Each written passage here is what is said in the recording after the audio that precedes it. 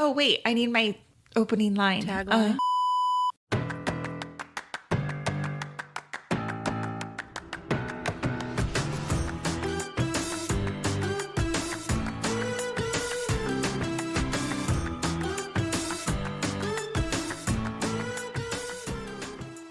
Hey everybody, welcome to Girls Gone Hallmark, a Hallmark review podcast. I'm Megan, and I'm a lifelong Hallmark movie fan. And I'm Wendy, and I need to know, is this really New Year, new movies if we're 5 movies into a series? Hot take! Today we're discussing The Wedding Veil Inspiration, movie 5, or movie 2, depending on how you're counting. Mm-hmm. If you want to connect with us outside of the podcast, we would love for you to follow us in all of the places. You can find us on Instagram. We are both at Girls Gone Hallmark and at Megan and Wendy, depending on if you're feeling Hallmark or you just want to like a peek into our lives. Mm-hmm. I gotta say, I love the DMs on Girls Gone Hallmark on Instagram. I'm just chatting it up with so many people. And for listeners, you're talking to Wendy over there in the DMs. I know, I don't even have the login. I couldn't get in if I tried. Somebody sent a message. They're like, oh, they sent a picture of a beautiful woman with long hair, and she goes, oh, I thought this was you. And I was like, well, that's actually, you thought that was Megan. This is Wendy. I have the short hair. So just for reference, if anybody was wondering who you're talking to in the DMs, it's me, Wendy. Where else can they find us? You can jump into our Girls Gone Hallmark Facebook group. It's been pretty interesting over there lately. We have a couple of new members who have been actually really make me laugh. They have been sharing what their TiVo is serving them, like Tyler Hines movies and Paul Campbell. Anyway, it's just fun. And his name's Mike, and he shares all these screenshots and stuff. I think it's quite funny. Super entertaining. All these deep cuts of these Hallmark actors. Dude, that picture of Tyler Hines, I was like, that doesn't even look like him. Not 2022 Tyler Hines. Emo Tyler Hines. It was so funny. It was so funny. So come on over there. You'll have to request to come in and we'll let you in. You can also send us your emails at meganandwendy@gmail.com. And I have an email that we would like to read. Oh, okay. This email is from Paula, who says, I just finished listening to the Wedding Veil Expectations review, and I need to chime in on your Boston accent discussion. While I now live in Philly, I'm a native Bostonian, and I thought the accent was rather irritating. He wasn't doing a Boston accent as much as a Kennedy Brahmin accent, which is somewhat different. People with the thickest accents tend to be from working class areas, like Mark Wahlberg from, it says Dorchester, but that's the phonetic pronunciation. Dorster? I don't know. A Boston neighborhood. I still have a fairly distinct accent. I think the best movie for accents is The Fighter. Every non-Bostonian actor does well. The Departed are the worst. I don't know what Jack Nicholson was doing. So, okay, that's so interesting because she says that those with the heaviest accent are usually from the working class neighborhoods, right? Yes. And Kevin McGarry's character grew up rich, so he would not be from the working class neighborhood. Yeah, it's almost like he's doing a caricature of a Boston accent. For sure. Hey, again, I didn't hate it. I like it. So I like that insider information there. Thank you, Paula. I have a voice memo. We made a call to the masses. Send us your voice memos on how to pronounce Mr. Niall Matter's name. And do you want to hear it? I do. Okay, ready? Mm-hmm. This comes from PB, and I just adore this person. His name is Niall Matter. You know how happy that makes me that we were saying it correctly throughout all of last week's episode? Mm-hmm. Yeah. Although we definitely said it incorrectly prior to that. For sure. He's been Niall Matter. Poor guy. I'm sorry. We know better and we shall do better. Yes. And lots of people are really into our inclusion of Mr. Matter into the Wowie Zowie Club. Oh, good. Welcome. We gotta, I don't know. I'm feeling like something's gonna come in the merch department from the Wowie Zowie line of things. I'm working on it. It's mulling in my brain right now, but I'm working on it. Okay. I saw a preview while I was watching this movie for Love in Glacier National Park, and Wendy has not shown any enthusiasm for this movie. Zero. I'm super excited about it. Why? Just from the description, I'm like, give me that, like, they have to, like, save people, I think, from an avalanche or something. But here's what I really like. I saw the preview, and there's two things about this movie that have me pumped and have cemented my enthusiasm for this movie. One is it's actually a winter movie. I have been missing that a lot. I kind of want a seasonal movie. I want an autumn movie in autumn. I want a winter movie in winter. And this is very snowy and seasonal. I'm very excited about that. The other thing I'm excited about is it stars Ashley Newbrow. She's the lead actress. She most recently on Hallmark was in Christmas for Keeps, which was a 2021 countdown to Christmas movie. Not one that we watched, but one that my husband and I watched during this past holiday season. And I actually watched several of her older movies during this past season. My husband was on a real Hallmark deep dive. He wasn't super into the new stuff Hallmark was bringing. And she was new to me, but she's not new to Hallmark at all, and I love her. So the fact that she is starring in this movie, I'm super excited. Look forward to that review. I'm still not sold on it. It's going to be great. It's going to be great. I'm sorry. Although I will tell you that the actor who stars, I apologize for interrupting you, but alongside her gives me Trevor Donovan vibes. Oh, boy. So he's going to have to, he has a mountain to climb in this movie. I just feel like I can't help but think of like the Cindy Busby and Christopher Russell. No. I'm declaring it right now. It is not going to be that. Okay. And how impressed are you that I pulled out Christopher Russell and Cindy Busby from the brain, from the files way back in the brain? Very. And also Christopher Russell needs to be in the Wowie Zowie Club. Give me a good movie with Christopher Russell. Well, I gotta tell you, Christopher Russell gives me real Peter Horton vibes, and that's a real throwback for those who might remember. Peter Horton played Gary on the show 30-something. So we're talking, I'm sure a show you never watched, but he had like long hair, scruffy face. I'm gonna show a side-by-side picture in the show notes. Okay, I'm putting a call out to the listeners because someone's going to know what I'm talking about. He was in a movie where he played a single dad. I believe his wife had passed away. There's a pretty blonde in the movie. They make a connection. Oh my God, you guys, send us your emails, meganandwendy@gmail.com, or jump into the DMs in Hop into our Facebook group and somewhere. read me the riot act. One last Hallmark note. You received a DM with some follow-up about lovely Overland Park, Kansas. I did. This comes from a friend of the show, Cozy Hallmark Sips. She sent me the following. I live outside of Kansas City. If you're coming this way for Christmas Con, it would be so fun to meet you. Plus, Hallmark headquarters is in Kansas City, Missouri. You will have to add an extra day to explore because why not? So fun. And Kansas in early June is hot. Not horrible, but not great. So plan accordingly. And then she says she hopes she can meet us.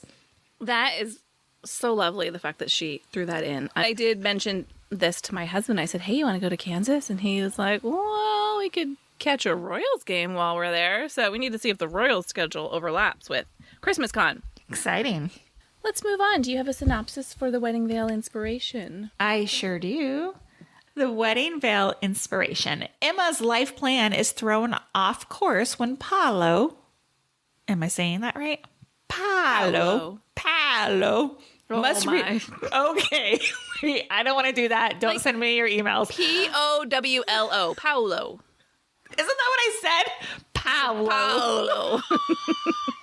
Oh my God. Please. I'm going to get in trouble. Okay. Her husband must read. Nope. I don't want to do that either because we just had this whole conversation about not putting effort into saying so. Paolo. Yes. Is that right? Paolo. And it's his real name, too, so I don't want to... Okay. Emma's life plan is thrown off course when Paolo must return to Italy to take care of his father. And she discovers a new passion for making art accessible to all. Which... Yeah. I have a real problem with that. I was like, did she? I remember reading the synopsis and thinking, oh, I wonder what this is about. And then forgot until you just read it. And okay. Yeah. Some news and notes for the Wedding Veil inspiration. I'd like to cue Slim Shady. Guess who's back? Oh, yeah. Terry Ingram. Terry Ingram back in the saddle as director of the Wedding Veil inspiration. Now, what's interesting to me is the IMDb page for the Wedding Veil Journey, next week's movie, is sparse at this point. It's not fully completed and doesn't list a director. And Hallmark has not put out their press release about this movie, so we don't know who's directing next week's movie. Hold that thought. Hang on a second, because I think somebody in our Facebook group had mentioned it. So let me go back and pull it up here. I know what you're talking about. That is ringing a bell for me. Our Facebook group member Michaels had posted something that says director Ron Oliver on location in Greece.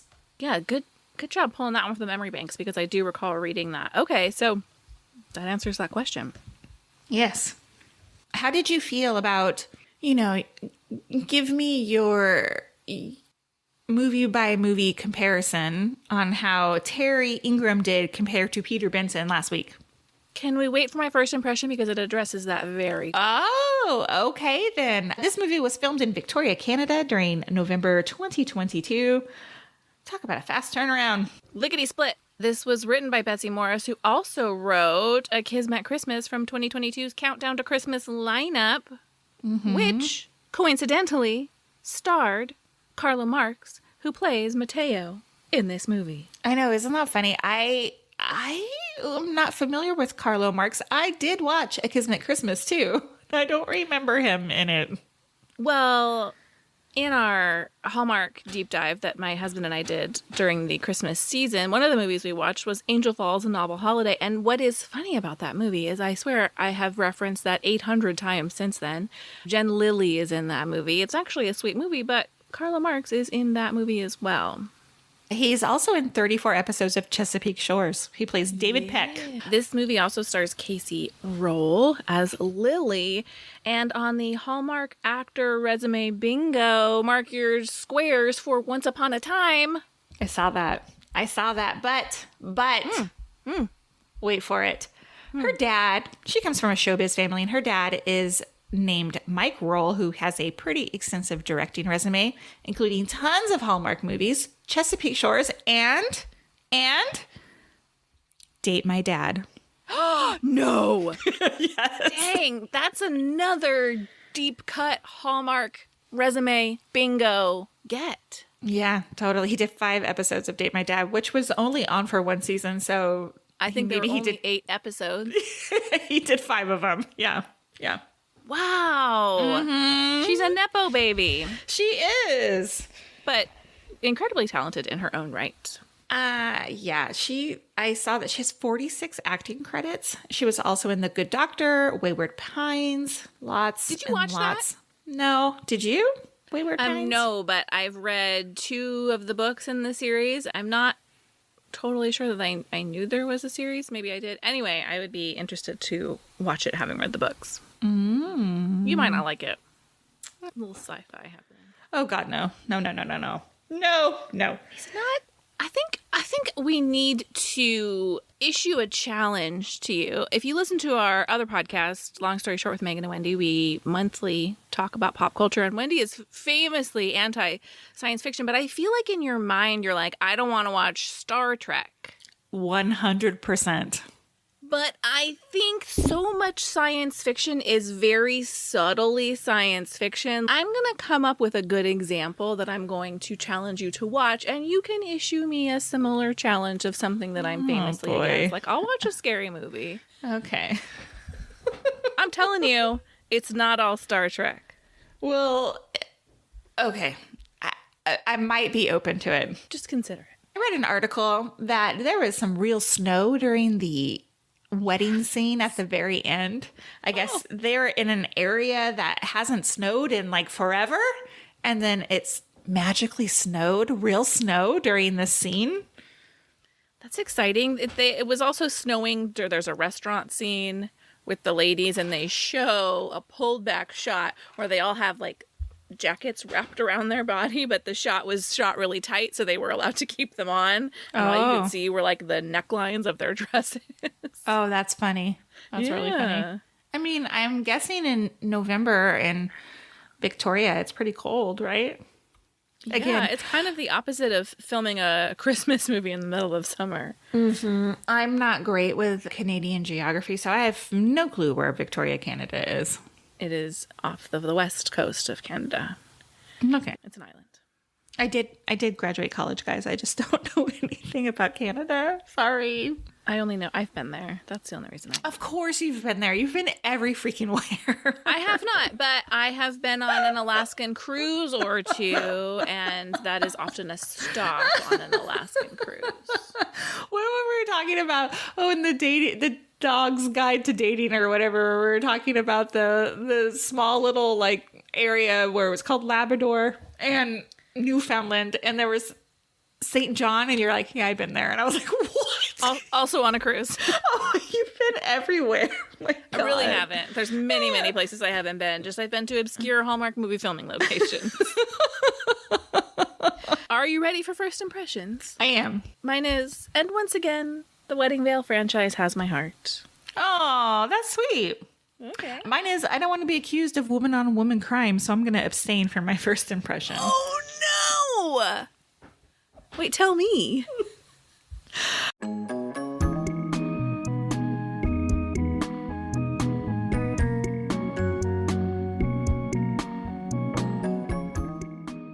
Let's talk about what we liked about this movie. Yeah. Would you like to go first? Sure. Big picture. I felt like everything was leveled up in this movie. The friendship between the ladies felt really genuine and real. I think it does in all of these movies, but it just felt like something special. Like when they're all sitting in bed talking, when there's a specific scene I'll talk about in a minute, but they just felt like a real friendship between people who were actually friends, and that came across on scene. I also think the romantic relationship was more enjoyable for me to watch in this movie. Oh, really? I didn't dislike Lacey and Kevin, and I don't know, something about Emma and Paolo, I was like, oh, like that feels like the house that they live in, and the coffee maker that they can't get to work, and all of these other things. She's making mac and cheese and hot dogs. Oh my God, that was so funny. I loved it.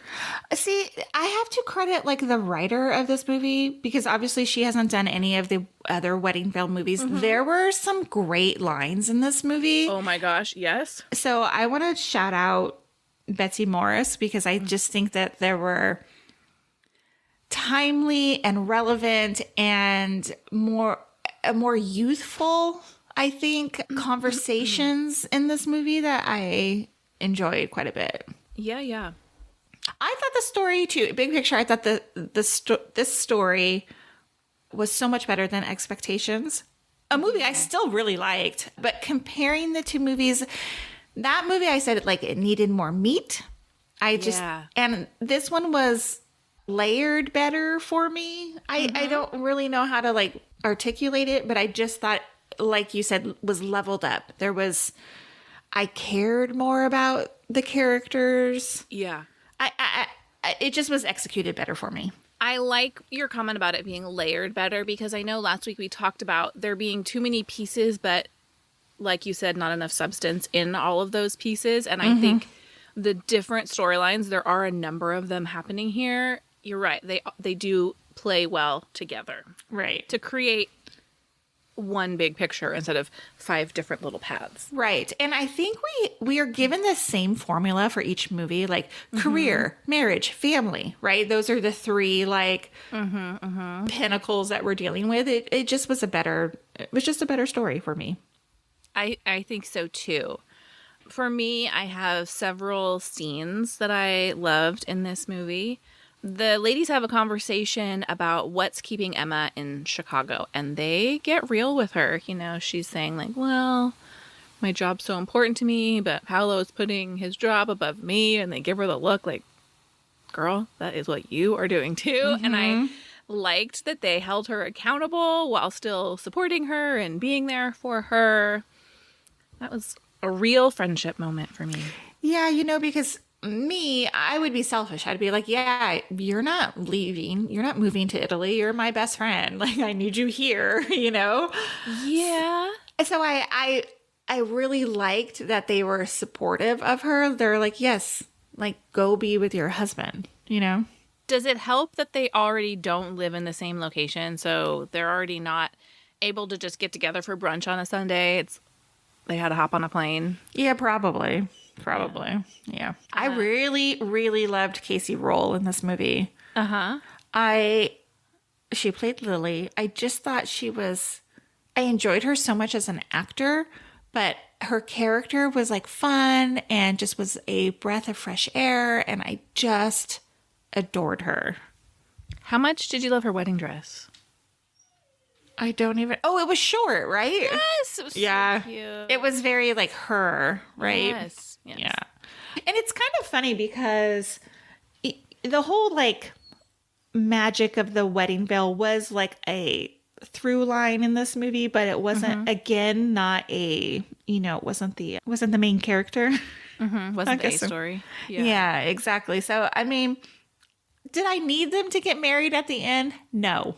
Right. But we're not going to probably see them again unless there's some sort of spinoff, but we're not going to see them again. So like, yeah, I guess having them get married was the resolution that we would expect from this movie, from this trilogy. Wondered to that point of not seeing them again.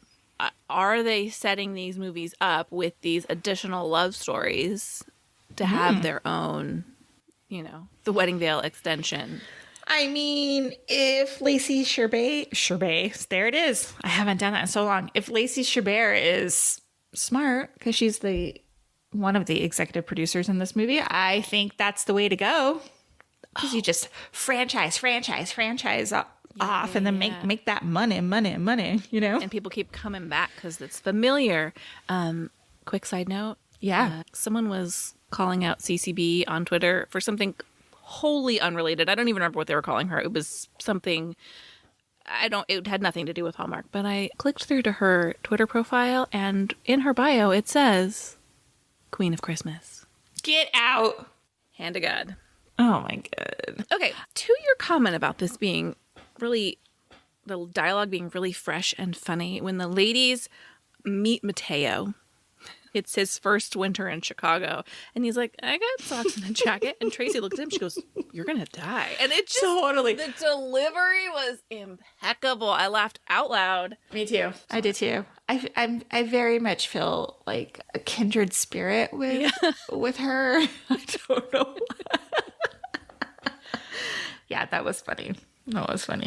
I have a note here about Carlo Marx. I liked him a lot. Yeah. Got a lot of laughs from him. I loved like when, that scene between him and Lily, and he's like telling her like, for today, let's just, you know, see where we are today, you know, not thinking ahead in the future. I just was like, oh, swoon. Like, why can't all men be like that? You know, whatever. One tiny little moment when they set up the video call between Emma and Paolo, and they put a baby pool with boats in it.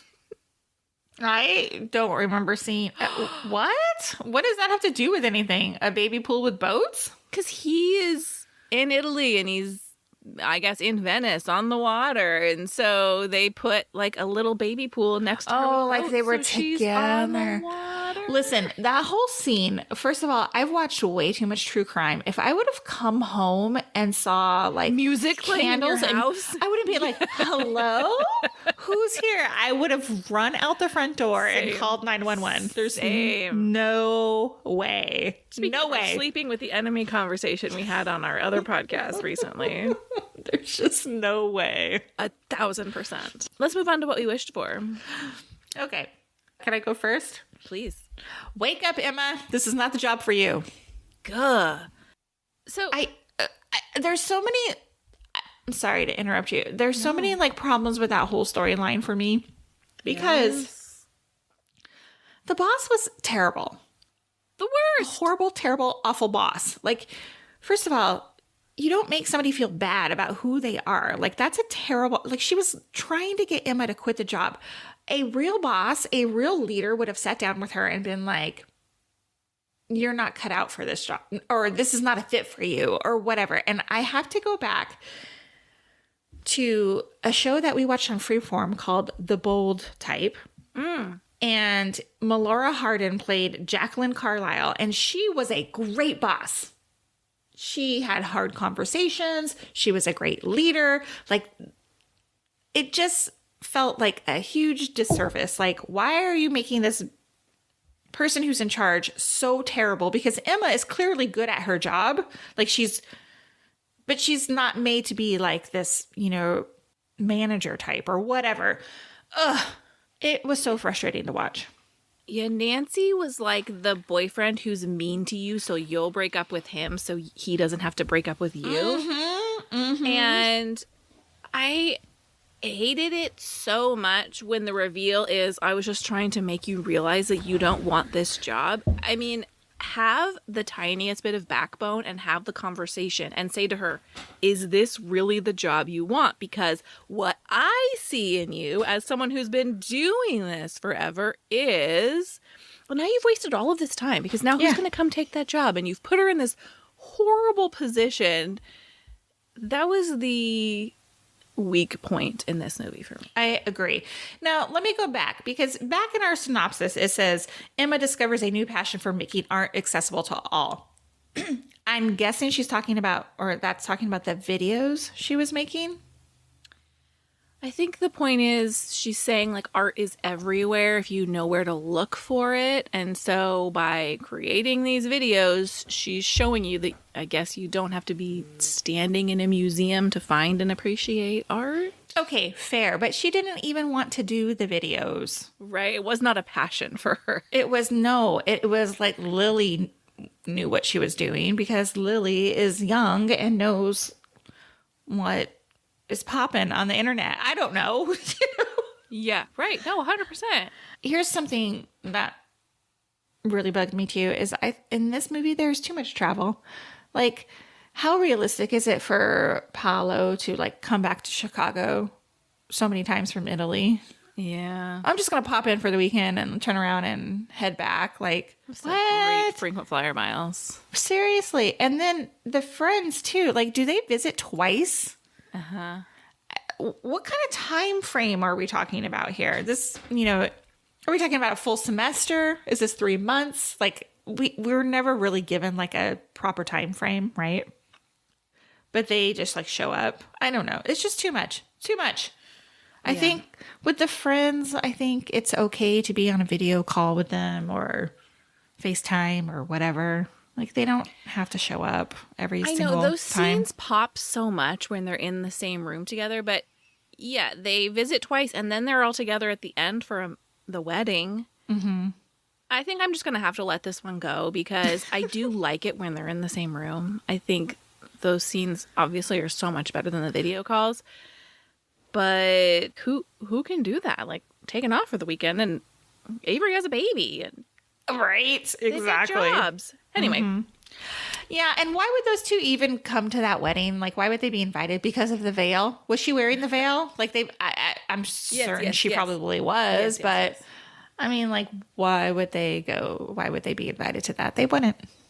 Yeah, it was more believable for them to be at Peter's mom's wedding, because that's their best friend's husband's mom, right? Yes, exactly. Okay, I like that. Are you ready for Did You See That? Yeah. I don't know how you could have missed it. I'm sure you saw it. What? But the ladies are drinking Hallmark Channel wine. Oh, I did not see it. I didn't see it. Multiple scenes. Every bottle of wine they pour is Hallmark Channel wine. Really? I didn't They even pour notice. the rosé. They pour a red. I mean, they just, oh yeah. Oh, that's funny. I didn't have any, like, legitimate. Did you see that? One was, Emma's mirror at her house was straight out of high school. She had like her 5-year plan taped on it and then pictures of her and her best friends. Like I was like, welcome to my 15-year-old bedroom. Yeah. What? It was so weird. It was weird. It was weird. And how about that deep dish pizza? Yeah. Somebody who's been to Chicago, Megan, actually, we've been there together. We did not have pizza from what I recall. But do you like a deep dish pizza? Oh, I got a story for you. Let me hear it. There's a Chicago-style pizzeria nearby. And a number of years ago, we went there for a friend's birthday who's from Chicago. And I think there was like a Cubs game or something on at the time. And so I was there and, you know, I'm a big pain in the neck and I don't eat dairy. And another friend of mine was there and she's vegan. And we're like, great, we're going to order like a small cheeseless pizza for the two of us to share. Mm-hmm. And they were like, oh, we can't do that. And I was like, what do you mean you can't do that? She's like, it's not going to taste good without the cheese. I'm like, yeah, I get that it is an inferior experience without the cheese, but like, what's the option here? And she was like, oh, they won't make it. And they had to call the chef. By the way, it's like a pizzeria. We're not in like a Michelin star restaurant. I'm not saying that they weren't good at their job, but they were very precious about their pizza. What's wrong with just crust and sauce? I mean, I think that sounds good too, but apparently it ruins the experience. Ultimately, they did agree to sell us a pizza without cheese. For me, the crust is the experience anyway. Same. That's what give me the carbohydrates. I don't care about the cheese. Yeah. One last little like funny conversation that I enjoyed in this movie was the conversation between Emma and Lily, and it was about Emma's article that she had written. Mm-hmm. And first of all, she told her it was bad, which I thought was funny. And then she said that there was a typo in it, that she had spelled the word veil wrong. Oh, and yeah. I got to tell you, every time I write up our show notes for this, I have to double check veil because I'm like, is it I-E or E-I? Every single time. Oh, interesting. So I feel the pain. Yeah, but did she misspell veil? And how did that happen? I don't know. They're publishing articles without proofreading? An editor reading them? Come on. I don't know. Come on. Finally, one last funny, did you see that moment? They're talking about Emma's video, and they're like, you have 100,000 views. It's been shared a lot. And I just lost it because let me tell you, 100,000 views is like throwaway. We have a dumb video of my dog that just broke 800,000 views. Yeah. And it is our most viewed anything ever, which is hilarious to me. But I just thought, like, that's not 100,000 is not the line for something going viral. They needed, like, someone who was 10 years younger on this set to be like, what? Rewrite that line. Yeah. What'd you rate this movie? 3.75 stars. I gave it 4 stars. Yeah, we're on a roll here. I believe I gave more generous.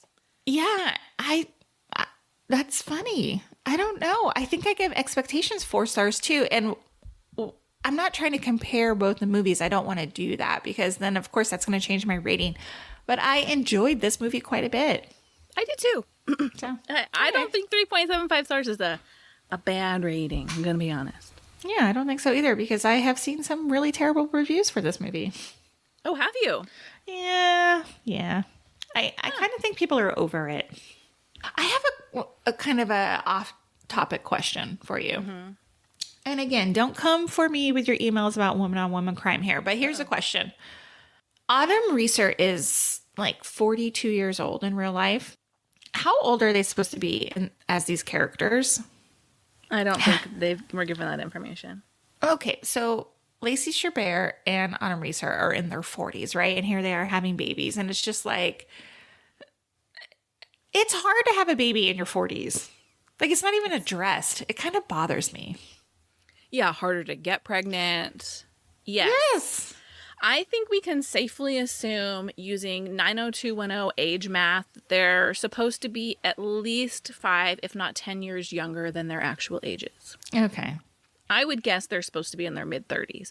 But the weird thing about this is so much time has passed in this trilogy, which they don't really acknowledge. We're like 6 years in at this point from the start of the trilogy. Mm-hmm. So even though nobody's actually aging except the baby, So how are they going to address this next week when, like, what's-their-faces haven't even taken a honeymoon? Like, how long has it been that they've Right? been married now? Because I'm 48 years old, and surprise! Exactly. We are suspending disbelief. I know. It just bugs the me. timeline of this It bugs me. I will suspend disbelief. Tomorrow, we kick off our recap series of The Way Home. We hope you will come back for that. And next week, we'll be back to wrap up the Wedding Veil series 2 with The Wedding Veil. We'd love for you to Rating and review. Your 5-star ratings and reviews for Girls Gone Hallmark. Hop into our Facebook group, also called Girls Gone Hallmark, and let us know what you thought of this movie. Goodbye. Bye.